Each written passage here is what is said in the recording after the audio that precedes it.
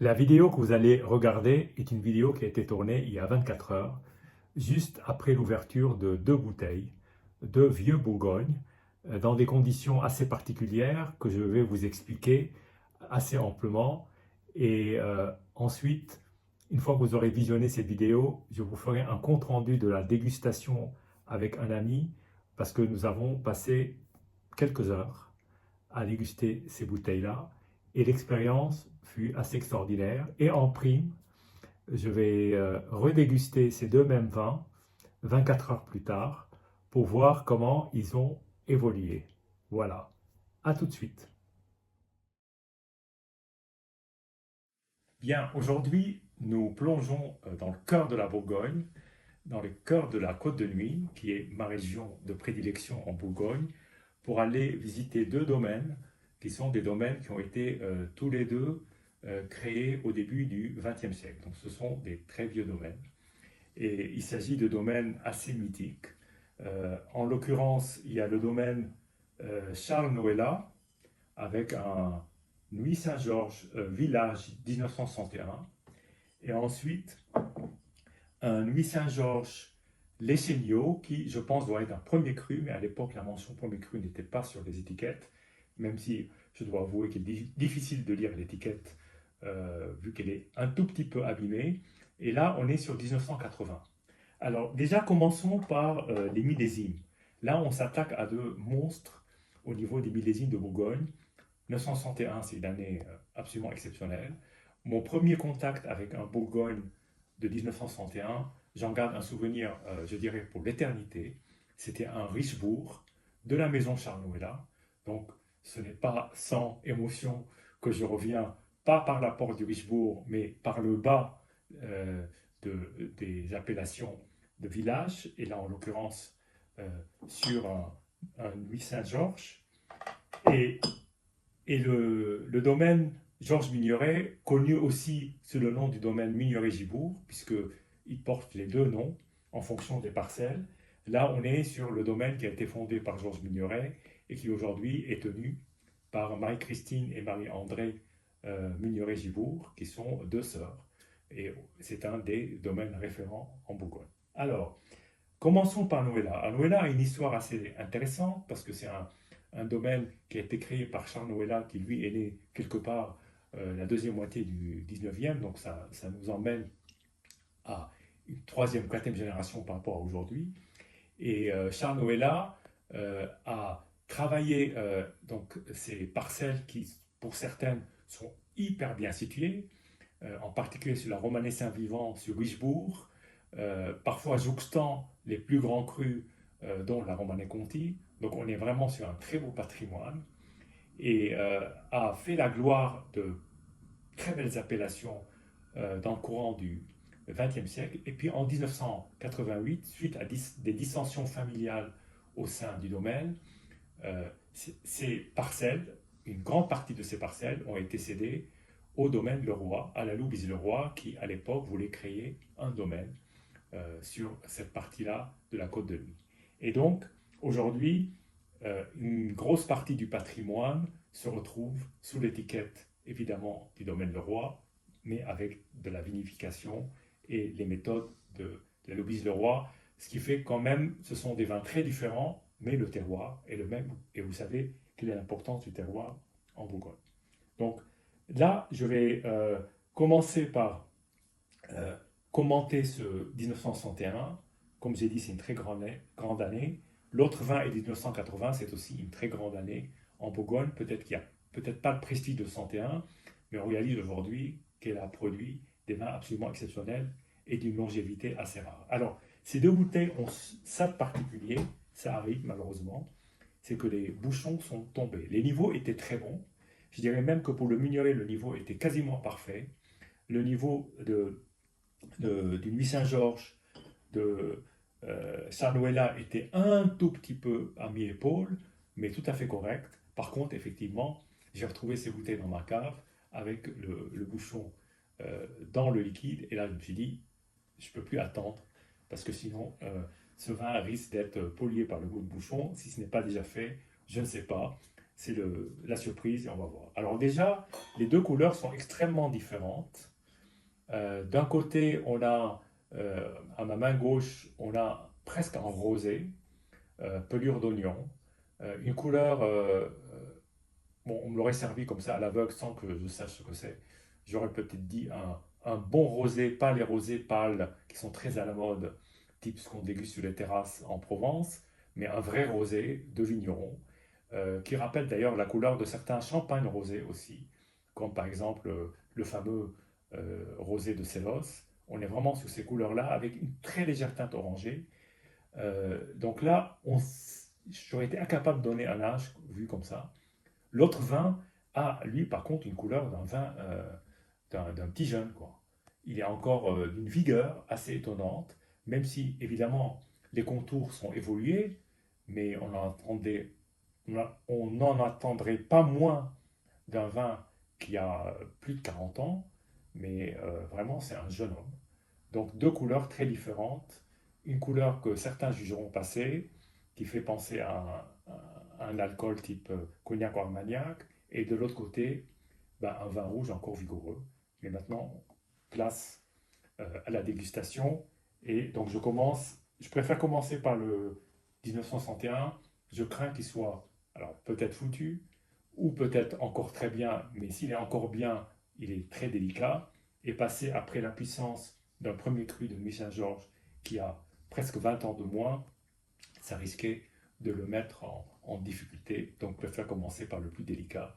Le palais est encore vierge. Et donc, voici la première. Alors, j'ai dit ce que j'avais à dire sur la robe.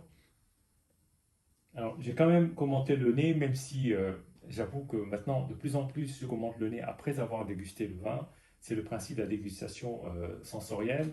Mais bon, je comprends aussi que euh, on cherche aussi à découvrir le vin par le nez, surtout un vin vieux.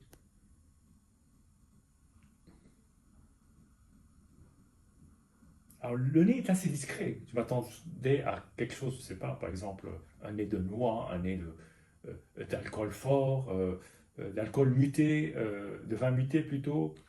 Et là, on est face à quelque chose d'assez discret, euh, d'assez presque timide. Il y a un léger côté coquille d'huître, presque marin, presque salin.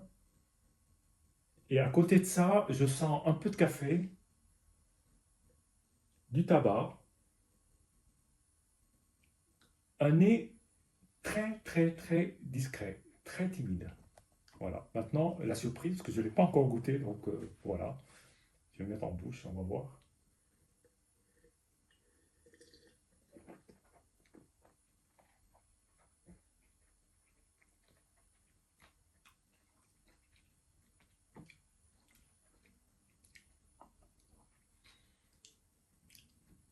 Alors, la première chose qui frappe énormément, c'est une très forte acidité. Mais l'acidité tellement prégnante que elle, elle a tendance à prendre le dessus sur tout le reste. Et sur tout le reste, en fait, c'est assez curieux ce qui se passe le moment de la dégustation, le moment de ce contact dans le palais. Parce que ce sont des moments, pour moi, qui sont des moments privilégiés, d'autant plus privilégiés qu'il s'agit d'un vin pour lequel on a une certaine vénération, parce que 61, 63 ans, enfin, en tout cas, il porte tout en lui, euh, le, le- le vêtement d'un prince, ou en tout cas de quelqu'un qui est respectable malgré son âge avancé. Et là, la sensation qu'on a entre cette acidité et puis tous ces arômes qui sont... Alors, j'essaie de... Parce que j'ai des flashs, c'est dingue. C'est comme une série de flashs qui arrivent d'un coup. Là, par exemple, je sens un côté tapenade, un côté truffé, un côté champignonné, vous savez, les crèmes de cèpe. Ce côté hyper confortable, hyper... Ça rappelle l'automne, très automnal, très très automnal. presque, on sent les feuilles mortes du, de la terre, qui sont au-dessus de la terre, au moment où on passe en automne en Bourgogne. C'est très bourguignon, mais c'est très champignonné, très champignonné, mais sous cette cape d'acidité qui peut parfois euh, arrêter pas mal de dégustateurs parce qu'on dit, oula, alors c'est pas du vinaigre, je pense que les plus exigeants diront que c'est pas du vinaigre, mais les plus difficiles diront c'est quand même très acide. Mais moi j'aime bien ce côté presque même un peu gras qui est apporté par ce côté que je retrouve un peu champignonné. Alors le nez, ce côté coquille d'huile salin, je ne le retrouve pas en bouche. On est face à autre chose. Et la timidité, la discrétion, le côté un peu retenu au nez, on ne retrouve absolument pas en bouche. En bouche, ça fait vlam d'un coup. Et surtout, ces espèces de petits éclairs qui ressortent. Je vais le regoûter, puis je reviendrai là-dessus après le vignoret.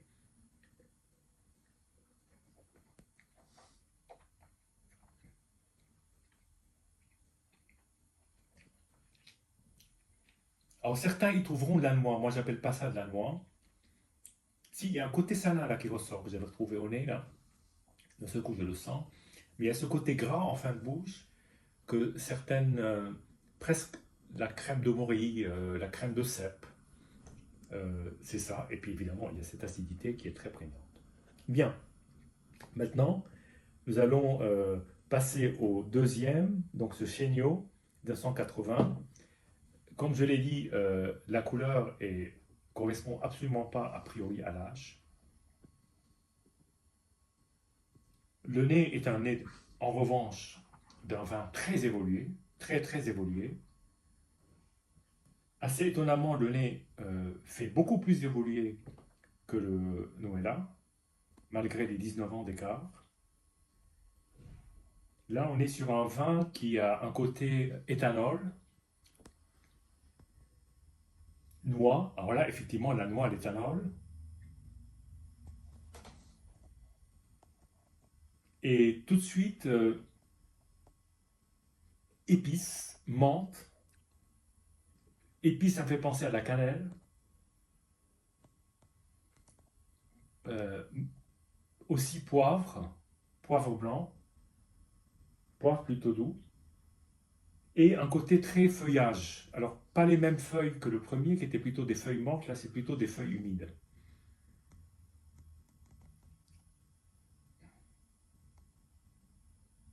Bien, maintenant en bouche.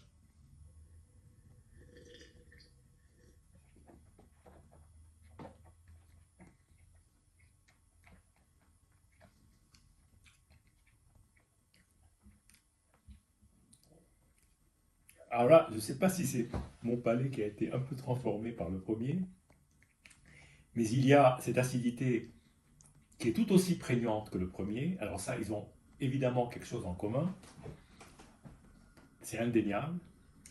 Et il y a aussi en commun avec le premier tous ces petits éclairs de, de,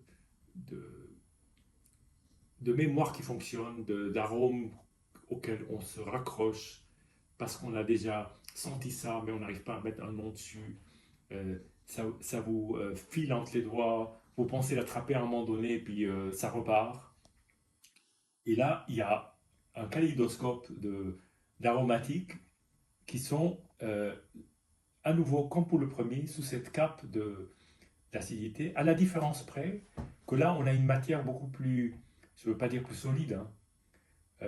La première matière était plus évanescente. Là, on est sur une matière plus costaud, qui a l'air de tenir plus sous cette acidité et qui donne la sensation que ce vin ne va pas s'évanouir d'ici une demi-heure. Je pense qu'il va tenir, alors que je serais beaucoup plus inquiet pour le premier, parce que je ne suis pas sûr que dans une demi-heure, on retrouve toute cette petite note qui m'avait évoqué plein de choses dans ma mémoire, de senteurs, alors que là, on est sur quelque chose qui, ma foi, a l'air d'être plus coriace et plus assis sur ses deux pieds.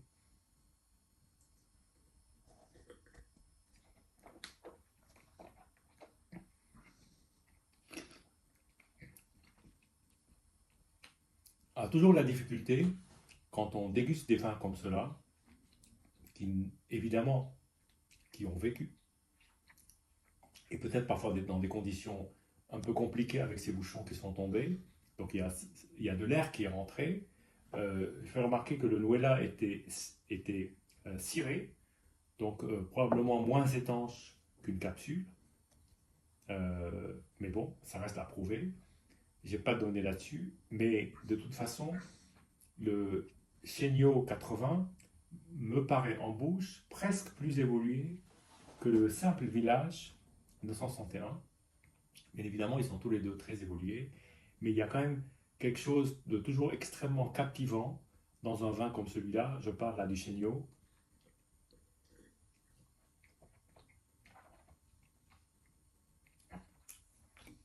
Où il y a d'abord une matière tannique extrêmement fine qui tapisse le palais. Et évidemment, cette acidité derrière, j'arrive à déceler un côté un peu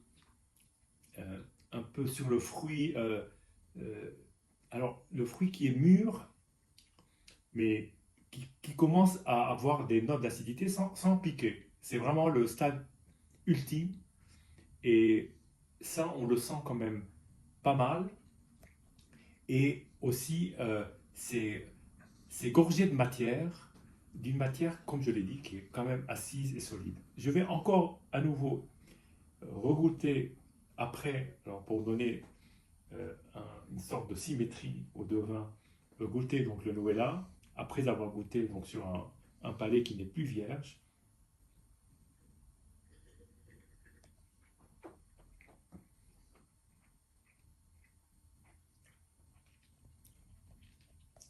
Ce sont quand même deux profils aromatiques qui ont à la fois des choses en commun, mais on sent qu'on est sur un terroir qui est proche. C'est frappant d'ailleurs. Il y a une sorte de cousinage entre ces deux vins qui est absolument hallucinant. Et de l'autre côté, il y a du fait du tanin de l'un et de la légèreté, je dirais, aérienne de l'autre, on est sur deux plaisirs gustatifs qui sont très différents, bien entendu, avec la précaution que j'ajoute, c'est que ce sont des vins vieux, il ne faut pas s'attendre à des vins parfaits, ils ont plein d'imperfections, mais plein de charme aussi. Voilà. Sur ces mots-là, je vous dis santé et à bientôt. Me voilà de retour, j'espère que cette vidéo vous a plu. Maintenant, j'aimerais partager avec vous les moments que nous avons vécus en dégustant ces deux bouteilles sur la durée. Et ce qui est quand même très impressionnant, surtout, c'est l'évolution des vins pendant les 4 heures pendant lesquelles nous avons laissé le vin s'exprimer tranquillement, le déguster sans se presser, doucement, euh, passer de l'un à l'autre, de l'autre à l'un, en permanence, et finalement se rendre compte qu'en fait il y a plein de choses qui se passent avec ces vins-là. Ce sont encore évidemment des objets vivants, on l'oublie, et donc le contact à nouveau avec l'air après d'un côté 43 ans et de l'autre côté 62 ans fait que ces vins-là vont commencer à exprimer quelque chose qui n'est pas une cible fixe, mais une cible mouvante.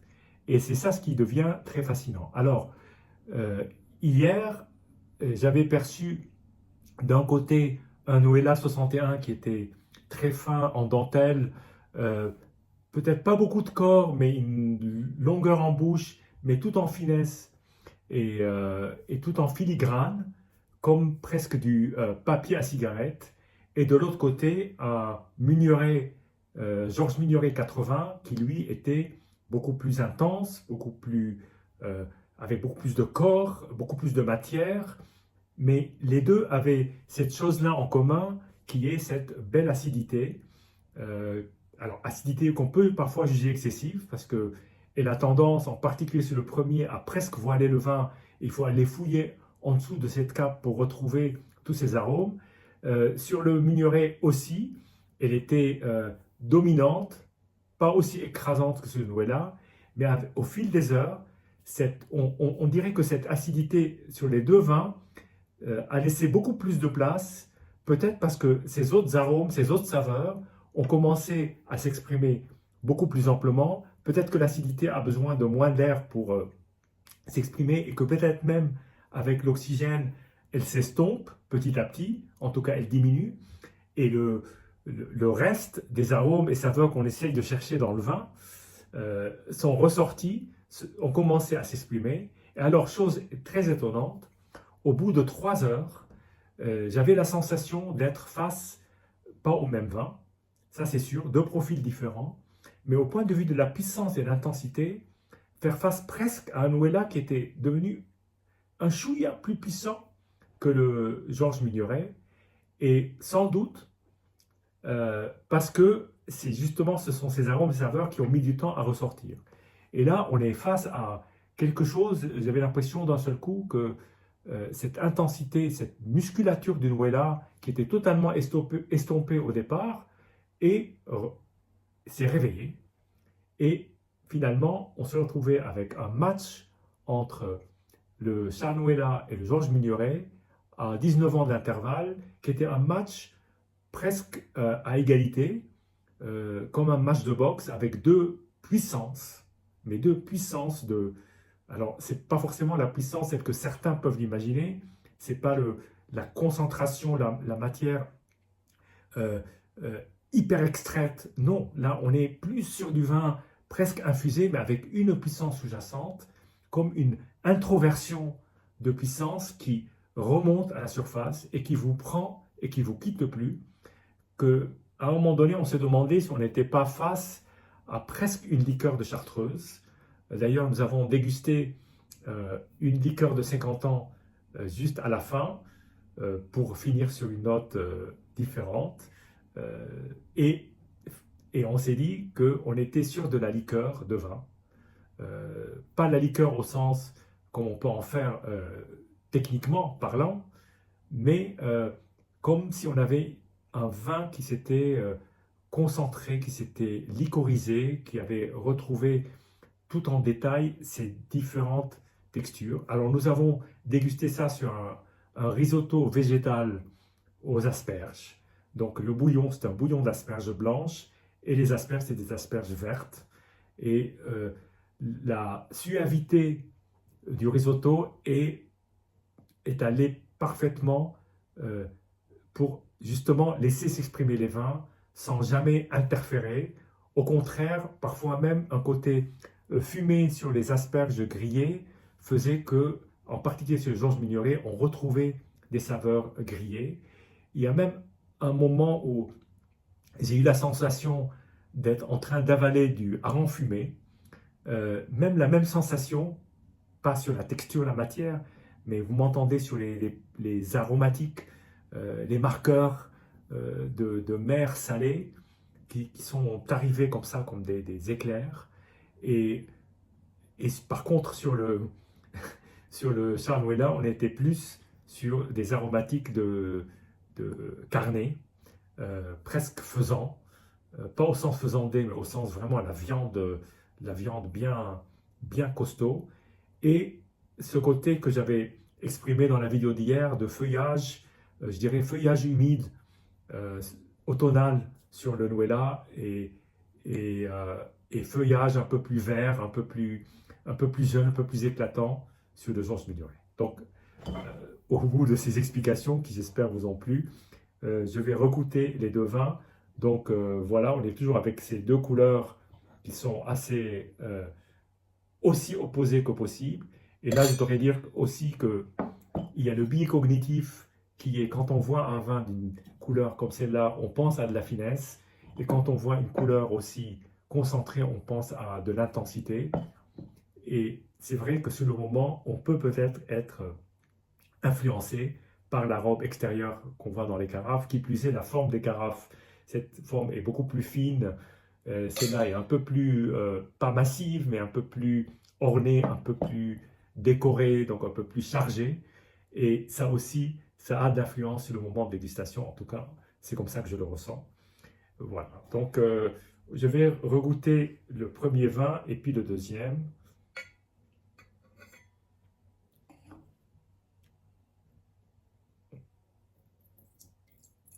bah, je vais tout vider. De toute façon, le vin est fait pour être bu. Même un vin de 1961, je rappelle que même si parfois on peut collectionner les bouteilles, un jour ou l'autre, il faudra les ouvrir et les boire et les liquider. Alors déjà, une chose que j'ai oublié de dire, le nez n'a plus rien à voir. Le nez est beaucoup plus expressif. Vous avez trouvé le nez un peu timide, un peu discret, un peu sur la réserve. Là, on est sur un nez absolument superbe. Alors là, effectivement, ça nous a fait penser un tout petit peu à la chartreuse par le côté qu'on peut parfois qualifier péjorativement de médicinale, mais ce n'est pas tout à fait ça. C'est ces épices qui rappellent certaines médecines anciennes. Et l'épice qui fait penser à la girofle, à la cannelle.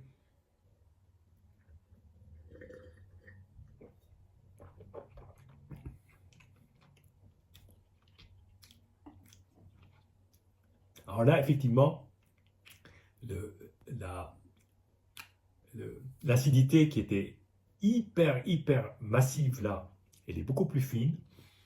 On retrouve ce côté que moi j'ai bien aimé, crème de morille, crème de champignons, crème de cèpe, ces effluves automnales. Et dans ce vin, en revanche, il y a une densité, une, densité presque animale, sauvage, qui vous frappe, qui vous prend. Vraiment, c'est un superbe vin.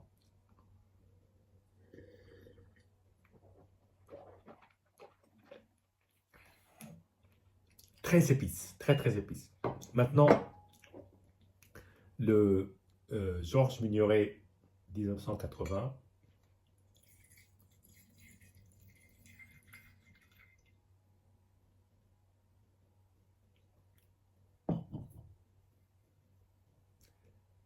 Voilà, très belle robe.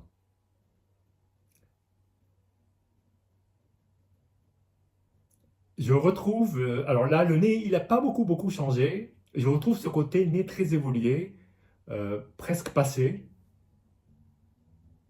qui laisse présager en fait une bouche qui n'est pas du tout celle que j'ai découverte hier. On va voir comment en 24 heures ça a bougé. Je les ai laissés dans la carafe, c'est peut-être un risque, j'aurais peut-être dû les mettre en bouteille, mais bon, il faut tenter des expériences, c'est comme ça qu'on apprend. De toute façon, on est là, toujours, les vins ont plus de choses à nous apprendre que nous à leur apprendre, ça c'est sûr.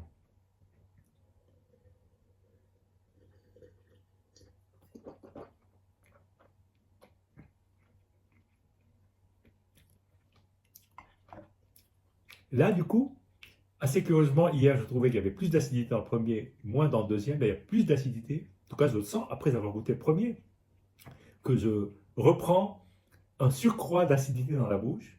Là, je le sens. Et en dessous, alors là, c'est très expressif. C'est toujours très intense. Et finalement, je pourrais presque confondre les deux vins si on me bandait les yeux, si vous ne voyez pas la couleur. Si maintenant, parce que je vois il y a quelques marqueurs que je peux reconnaître, mais ce sont des cousins. Et ils se retrouvent au bout de quelques heures. Ils sont partis de deux points distincts et ils se sont rapprochés au fur et à mesure, tout en restant deux êtres distincts, euh, avec chacun ses caractéristiques qui sont celles du terroir de Nuit Saint-Georges. Je ne saurais pas vous dire si le village, il n'y a pas un peu de chéniau dedans. Ça se trouve, c'est peut-être du chéniau, euh, mais en village. On peut difficilement le savoir à l'avance.